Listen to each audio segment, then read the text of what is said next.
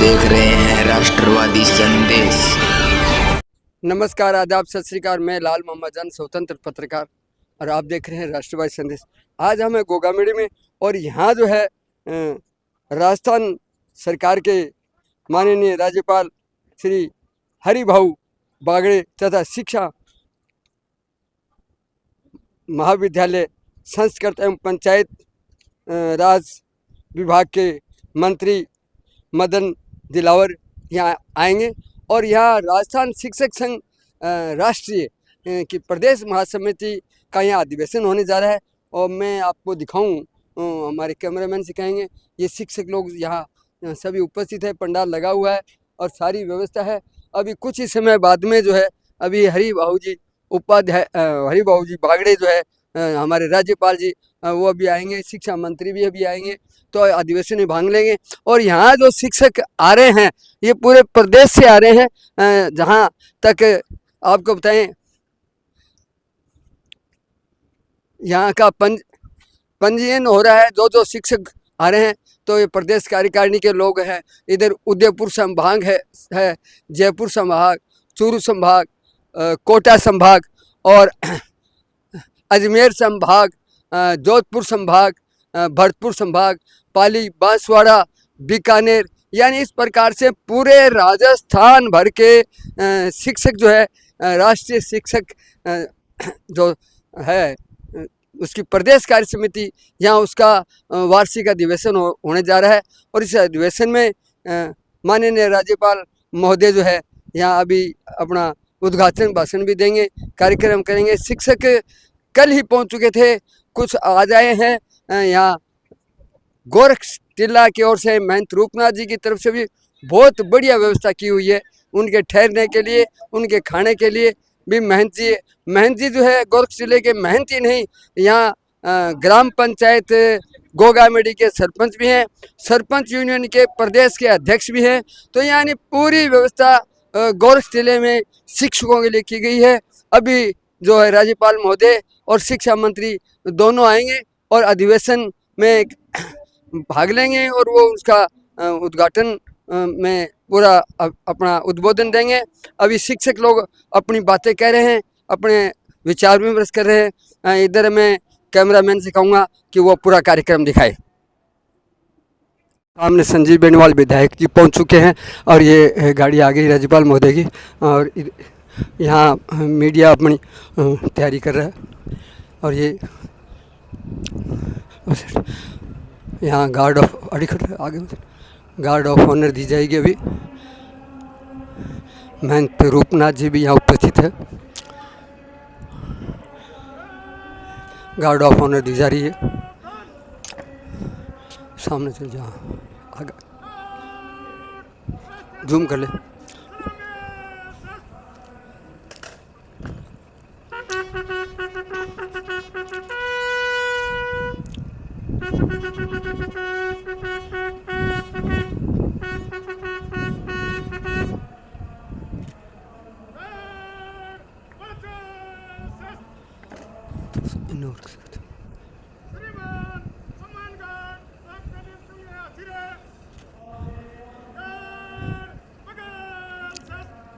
तो यहाँ राज्यपाल जी जो है प्रवेश द्वार की तरफ चल पड़े हैं। इधर बुके दिए जा रहे हैं, इधर बुके दिए जा रहे हैं। इन आ जाए ना, विधायक संजीव बेनीवाल जी बुके दे रहे हैं। आगे चल जा, दौड़ कर आगे चल जा, पल्ली साइड में चल जा।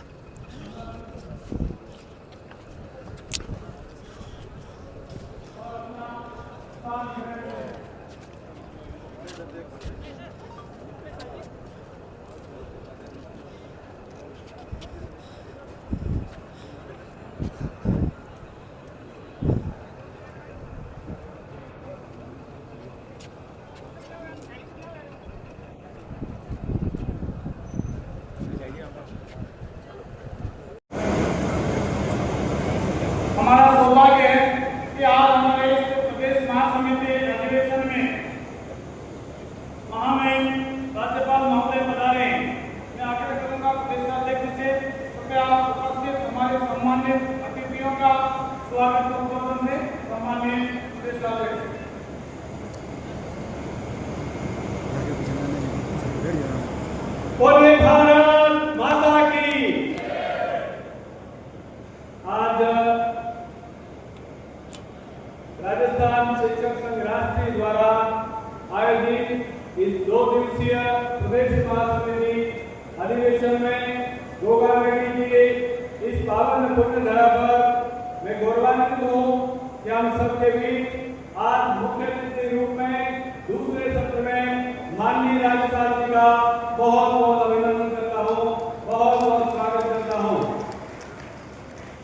इस अवसर पर मैं माननीय दूसरे सत्र में विराजमान कार्यक्रम की अध्यक्षता कर रहे माननीय शिक्षा मंत्री मदन जी तिलावत का भी बहुत बहुत अभिनंदन करता हूँ। इस अवसर पर हमारे अखिल भारतीय शैक्षिक महासंघ के राष्ट्रीय संगठन मंत्री और इस सत्र के मुख्य वक्ता के रूप में विराजमान आदरणीय महेंद्र जी भाई साहब का भी बहुत बहुत अभिनंदन स्वागत। और अति विशिष्ट जो अभी मैंने पूर्व सत्र में भी बताया था, महंत रूपनाथ जी महाराज जिन्होंने हम सबको ये पंडाल, भोजन, आवास, सर्व सुविधा युक्त जिन्होंने ये सुविधाएं दी है, महंत रूपनाथ जी का बहुत बहुत आभार अभिनंदन करता हूँ। और इस अवसर से बजाने सभी कार्यकर्ताओं का हार्दिक अभिनंदन, हार्दिक अभिनंदन। मैं इस अवसर पर माननीय राज्यपाल जी महोदय से जब हम पहली बार तो मिलने गए थे राजभवन, तो माननीय राज्यपाल जी महोदय ने आशा जताई थी कि आपके यहाँ विद्यालय में कैसा काम होता है। तो हमने जब हमारा संगठन का परिचय दिया, उस परिचय में आपने कहा कि तो बहुत अच्छे काम कर रहे हो, और आपने उस दिन इच्छा व्यक्त की थी कि मुझे कभी राज्य के शिक्षकों का कार्यक्रम हो तो जरूर याद कीजिएगा। हमने आज बुला करके और अभिनंदन का अवसर दिया। मैं आपका इसलिए शिक्षक संघ की ओर से आभार व्यक्त करता हूँ। और मैं अपनी शिक्षक संघ की हमारी जो विचार है, विचार परिवार के जो लोग हैं, वो क्या काम उसी विचार के आधार पर जो कार्य करते हैं, मैं कुछ कार्य को आपके समक्ष रखने का प्रयत्न करता हूँ। गत वर्ष पूरे वर्ष भर में हमारा पहला शुरुआत जो होती है 1 जुलाई से हम सदस्यता का अभियान की शुरुआत करते हैं। आज राज्य में गौरवान्वित हूँ, जिसकी जिम्मेदारी मुझे और संगठन पर मुझे गर्व है कि 4 लाख शिक्षकों में से गत वर्ष 2,26,000 और 637 सदस्य हमारे थे, और इस बार हमने 3 लाख का लक्ष्य लिया है, वह भी पूरा करेंगे। उसके बाद हर बार हमने गत वर्ष गुरुवंदन का कार्यक्रम हमारे राजस्थान में 10,000 और ऊपर जो पीओ क्षेत्र कहलाते हैं, जिनको हम संगठन में संकुल रचना कहते हैं, वो संकुल रचना को क्रियान्वित करते हुए गत वर्ष हमारा अहिल्याबाई होलकर और 21वीं शताब्दी वर्ष और हमारे जो इस संगठन के संस्थापक थे माननीय जयदेव जी पाठक, उनका 100 वर्ष पूरा हुआ। उस 100 वर्ष की शताब्दी वर्ष पर हमने एक आयोजन रखा था कि हम सभी विद्यालयों में जाएंगे। इस बार राजस्थान के 72,000 विद्यालयों में से इस बार हम 69,000 विद्यालयों में जा चुके हैं, वहां सदस्यता के नाते गए। अब संकुल रचना भी प्रभावित हो रही है। इस वर्ष हम संकुल रचना में हम प्रत्येक संकुल पर गुरुवंदन कार्यक्रम करने वाले हैं, और 1 सितंबर को जो भाई साहब बताएंगे, 1 सितंबर को बहुत बड़ा अखिल भारतीय आयोजन होने वाला है, वो 3 लाख विद्यालयों तक हम जाने वाले हैं। इस प्रकार हमने गत वर्ष जैसे अपेक्षा यहाँ संगठन के प्रचारक के नाते जो प्रचारक जिन्हें घर बार छोड़ दिया और घर बार छोड़ करके संपूर्ण समय इस समाज के लिए, राष्ट्र के लिए और संगठन के लिए देते हैं, माननीय महेंद्र जी भाई साहब यहाँ ऊपर विराजमान है। उनके मार्गदर्शन में हमने गत वर्ष पूरे राज्य भर के ऐसे शिक्षकों का आह्वान किया जो शिक्षक जिनकी सेवानिवृत्ति हो गई या जो सेवानिवृत्त अभी नहीं है, लेकिन संगठन के लिए जो 100 वर्ष पूरे हो रहे हैं, उस 100 वर्ष में अपना समय देंगे।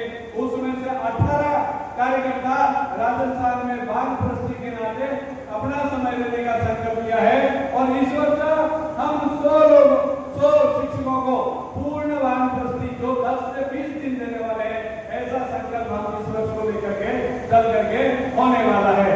इसके पश्चात हमने महिला समूह में अपना काम बढ़े, महिलाओं में काम बढ़े तो अहिल्याबाई होलकर की 300वीं इस जयंती को हमने प्रत्येक जिले में आयोजन किया। लगभग 12,000 शिक्षकों का उसमें सहभाग रहा, जिसमें शिक्षिकाओं ने मंच से लगा करके सारा काम, सब संचालन, सब मातृशक्ति ने किया। ऐसे शिक्षिकाओं को आगे बढ़ने का अवसर दिया और इस बार हम 50,000 महिलाएं जो प्रत्येक उप शाखा पर शिक्षिका हैं, उनका सहभाग करने वाले हैं। आगामी वर्ष में यह भी हम करने वाले हैं। इसके अलावा हमारे एक भैया अनूठा शिक्षक संघ है, जिनके शिक्षकों को, जिनके दायित्ववान कार्यकर्ताओं को, जिनके पदाधिकारियों को हम प्रशिक्षणों का आयोजन करते हैं। गत वर्ष हमने 2 दिवसीय अभ्यास वर्गों का आयोजन किया, जिसमें 1800 शिक्षकों का 1400 उसमें पूर्ण रूप से रहे। इस प्रकार 1400 शिक्षकों का 2 दिवस का पूर्ण वर्ग किया, उनके प्रशिक्षण की व्यवस्था की। उनमें हमारे विचार, हमारे संगठन की कार्यपद्धति, हमारा जो उद्देश्य है, काम करने का जो मोटो है, वो उनको देने का हमने प्रयत्न किया है। इस अवसर पर हम प्रत्येक विद्यालय में अहिल्याबाई होलकर के विषय को लेकर के गए हैं। उसमें लगभग 22 लाख छात्र छात्राओं और अभिभावकों और शिक्षकों तक अहिल्याबाई होलकर, जिन्होंने सनातन धर्म का डंका बजाने के लिए पूरे भारतवर्ष में जो मुगलों ने दिन हमारे मंदिरों को नष्ट किया था और मंदिरों का जीर्णोद्धार कराया और उत्तर से लेकर दक्षिण तक जिनका जीर्णोद्धार तीर्थ देवी अहिल्या, इसको हमने लोक माता अहिल्याबाई होलकर के नाम से 300वीं शताब्दी का आयोजन किया। और इस अवसर पर हम हमारे संगठन के और भी कई विषय हैं, जिसमें कर्तव्य बोध दिवस है, जो भी हम लोग का है, जो 12 जनवरी से लगा करके 23 जनवरी विवेकानंद जयंती से लगा के सुभाष चंद्र बोस जयंती तक, इन 15 दिवस में हम शिक्षकों को इस बात का संकल्प दिलाते हैं कि मैं शिक्षक संघ राष्ट्र का सदस्य बना हूं। मेरा कर्तव्य शिक्षा के प्रति का है, राष्ट्र के प्रति का है और बालक के प्रति का है। उस कर्तव्य का याद दिलाते हुए हम एक संकल्प उनसे इन दिनों में संकल्प दिलाते हैं। हम शिक्षक संघ राष्ट्र के कार्यकर्ता हैं, हम बड़ा विद्यालय अच्छा करेंगे, बच्चों को अच्छा पढ़ाएंगे, समय पर विद्यालय जाएंगे, दैनंदिनी भरेंगे। इस प्रकार का उनको संकल्प दिलाते हैं। वो कर्तव्य बोध दिवस में केवल राजस्थान का ये शिक्षक संघ पूरे IBRSL के नेतृत्व में ये काम करता है। अन्य कोई शिक्षक संघ केवल मांगों के लिए काम करते होंगे। राजस्थान का ये संघ इस शिक्षकों के हितों के साथ साथ यह भी पूर्ति करने का प्रयत्न करता है। मैं माननीय शिक्षा मंत्री जी हमारे आमंत्रण पर हैं। अब जब यहाँ बोले थे, बाद में मैंने उनसे कहा, मैंने उनको बताया, मैंने कहा हमारे शिक्षकों के स्थानांतरण कीजिए, 2 वर्ष हो गए हैं और स्थानांतरण के लिए माननीय मंत्री जी से जो मेरी बात हुई है, मैं आपको अवगत कराता हूँ। उन्होंने मुख्यमंत्री जी से जब भी निर्देश मिलेगा, उनका मैं स्थानांतरण तुरंत करूंगा। तो ऐसा स्थानांतरण का आश्वासन मिला है। और इस अवसर पर सभी पधारे में अतिथियों का बहुत बहुत अभिनंदन करता हूँ, बहुत बहुत स्वागत करता हूँ। और माननीय इस अवसर पर राजा राम जी साहब, विश्व हिंदू परिषद के क्षेत्रीय संगठन मंत्री, माननीय हमारे विजयानंद जी साहब, हमारे इस जोधपुर प्रांत के प्रांत प्रचारक के नाम से आपका मार्गदर्शन करते हैं। मैं विशेष रूप से उन सबका आभारी हूँ और विशेष रूप से आभारी हूँ यहाँ के कार्यकर्ताओं का, जिन्होंने इतनी सुंदर व्यवस्था की।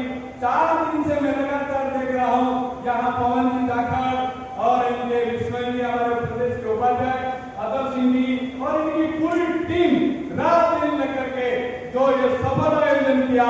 मैं सफल आयोजन के लिए हनुमानगढ़ के सभी कार्यकर्ताओं का बहुत बहुत आभार व्यक्त कर रहा हूँ और उनको धन्यवाद देता हूँ। ये सम्मेलन ऐतिहासिक सम्मेलन के रूप में याद किया जाएगा।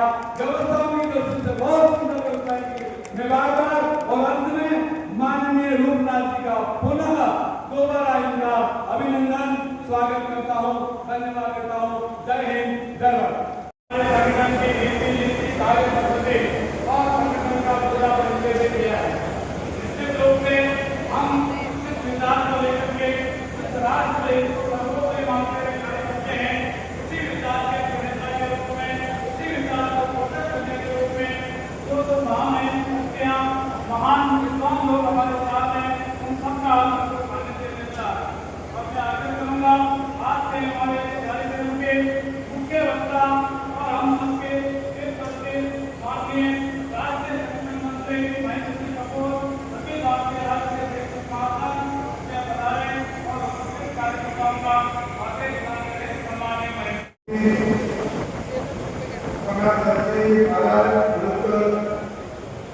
सभी आचार्य,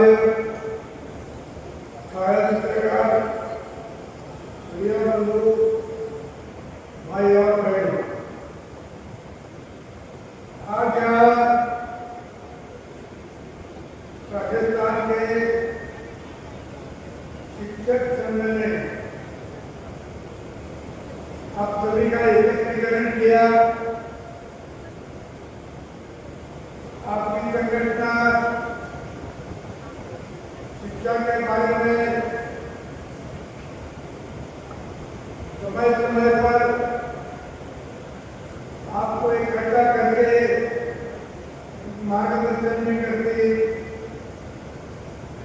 और एक नई शिक्षा नीति के बारे में शायद कल और आज काफी चर्चा हुई होगी और इसीलिए मुझे भी आपने बुलाया। इसलिए मैं सभी का आभार व्यक्त करता हूँ और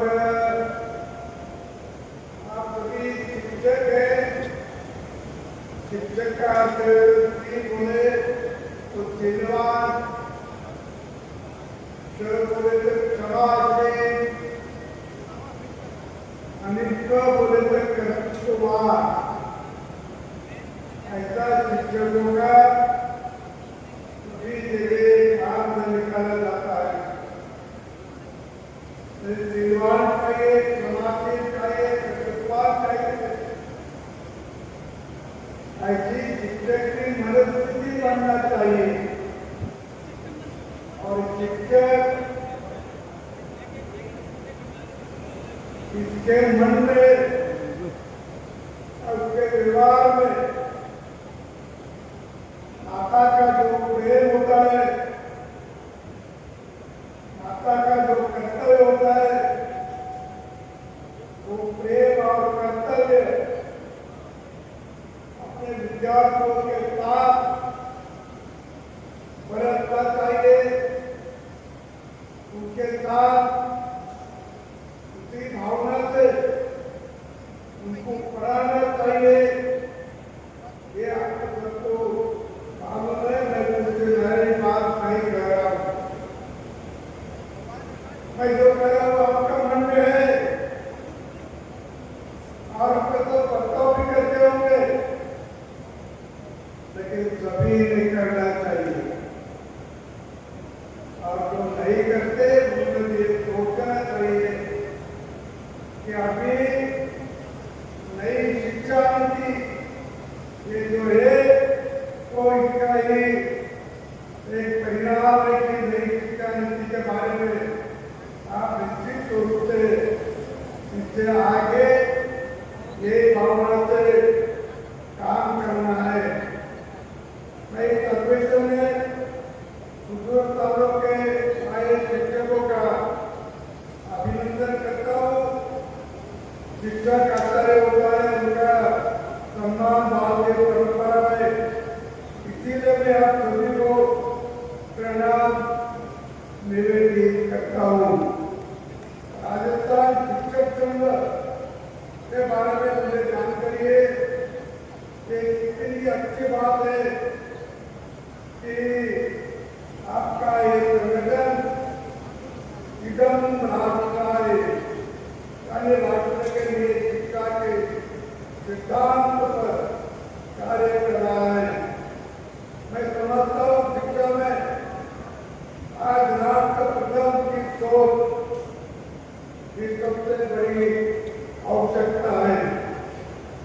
शिक्षा व्यक्तिगत विकास के लिए नहीं है, ये उनकी बहुत सीमित भूमिका है। शिक्षा की सार्थकता इसमें है कि वो पढ़ने वाले विद्यार्थियों के माध्यम से राष्ट्र की प्रगति के लिए एक शक्तिशाली उपकरण के रूप में कार्य करें। राष्ट्र हित में ऐसी शिक्षा जरूरी है जो भविष्य की चुनौतियों को मुकाबला करने के लिए विद्यार्थियों को समर्थ बनाए। इस दृष्टि से देश में 2020 में कस्तूरी रंजन की अध्यक्षता में समिति की रिपोर्ट पर आधारित लागू की गई राष्ट्रीय नई शिक्षा नीति बहुत महत्वपूर्ण है। नई शिक्षा नीति 2020 से घोषित हुई। यह नीति शिक्षा तक सबके आसान पहुंच, समता, गुणवत्ता, वरीयता और जवाबदेही ये आधारभूत 5 स्तंभों पर निर्मित है। और ये शिक्षा नीति तो 10-15 आदमी में रहेगी। इसके लिए देश में 400 कुलगुरु और 1000 हमारे शिक्षाविद, उन्होंने 2 साल बैठकर बैठका लेकर ये शिक्षा नीति बनाई है। और इससे उन्होंने विचार करके अपने विद्यार्थियों को आगे क्या पढ़ाना है, किस लिए पढ़ाना है, क्यों पढ़ाना है और कौन सी भावना से पढ़ाना है, इसका उन्होंने विचार किया। और इसमें रटने की परंपरा के बजाय बौद्धिक क्षमता बढ़ाए जाने पर जोर देना चाहिए। मैं निरंतर ये बात करता हूँ कि विद्यार्थियों की बौद्धिक क्षमता के साथ विद्यार्थियों की शारीरिक क्षमता भी बढ़नी चाहिए और उसकी जरूरत भी है। मुझे याद है कि अपने गुरुकुल होते हैं। हिंदुस्तान में जितने गुरुकुल थे उसकी पाठशाला भी अंग्रेजों के राज में नहीं थी, ब्रिटेन में नहीं थी। वो ब्रिटेन के लोगों ने उनके कागज में लिख कर रखा है। इतनी बड़ी प्रजातंत्र में हमारा गुरुकुल भी, और गुरुकुल में केवल ये भाषा नहीं, वो भाषा नहीं। तो ऐसे अनेक उदाहरण है, बहुत सारे बात है जिन्होंने पुराने कागज इकट्ठा किए, उसमें लिखा है कि 14 भाषा भी कई रूप में सिखाई जाती है, पढ़ाई जाती है। और बौद्धिक क्षमता, शारीरिक क्षमता भी बड़े पैमाने में होती थी, क्योंकि वो आश्रम में ही गुरुकुल का जो आश्रम होता है वहाँ बच्चा कम से कम 18-20 साल रहता है। और 18-20 साल रहने के बाद उसका सब ज्ञान और उसकी तबियत अच्छी होती थी कि अपन पहले कागज पत्र में लिखा होगा आपके समझ में आता। वर्ष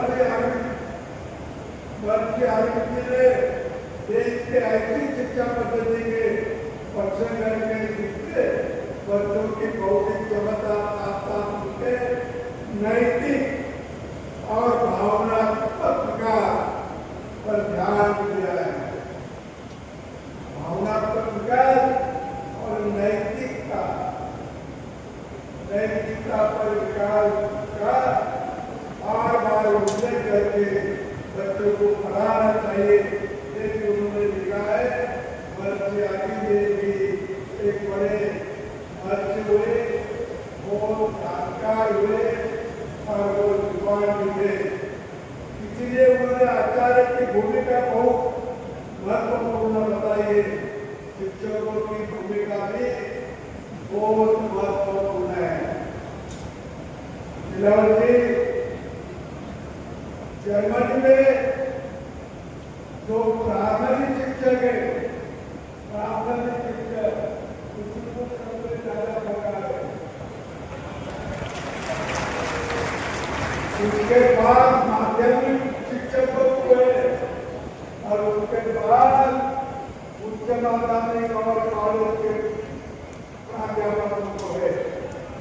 सबसे कम पगार प्राध्यापक को है। आज आपने का सभी उठता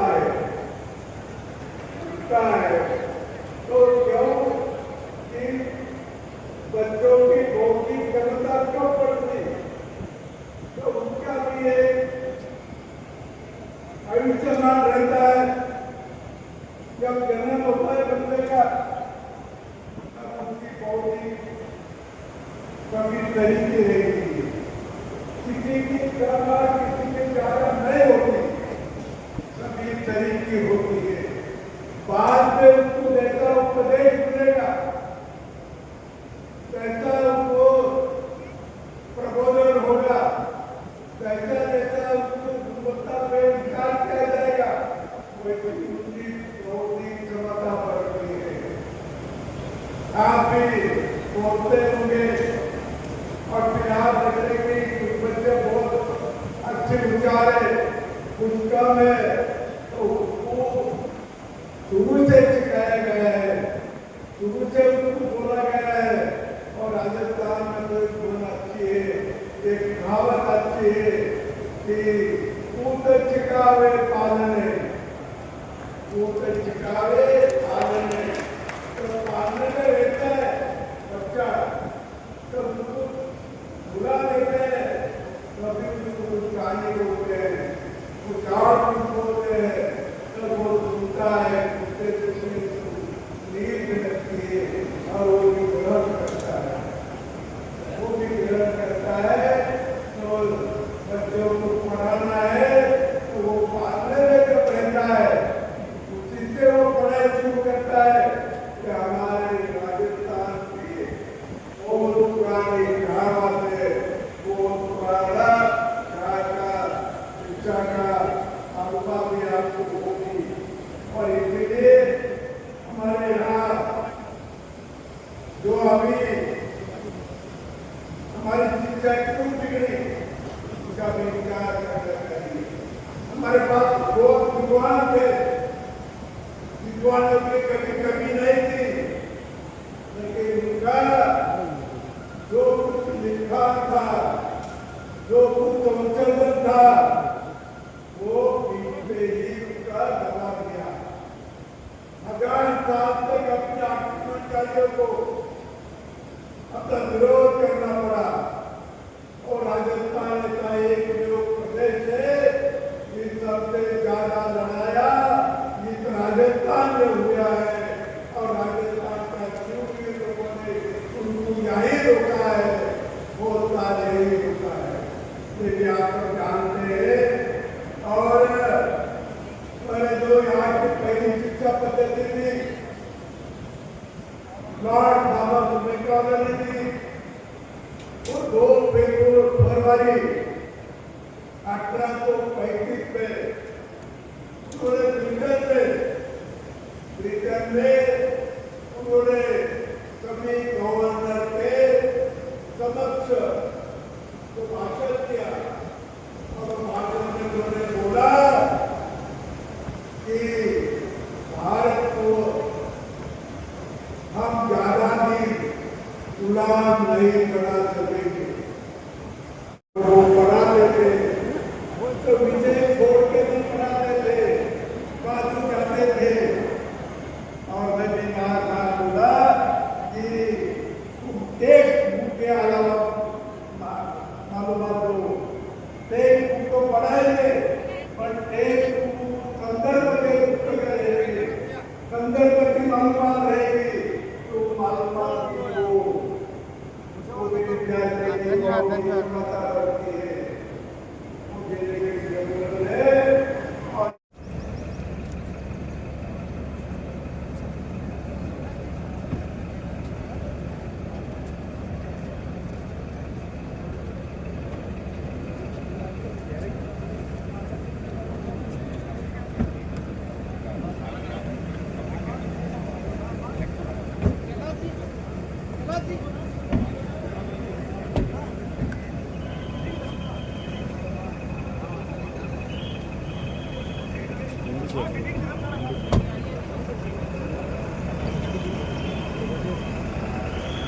अब क्यों मिल लो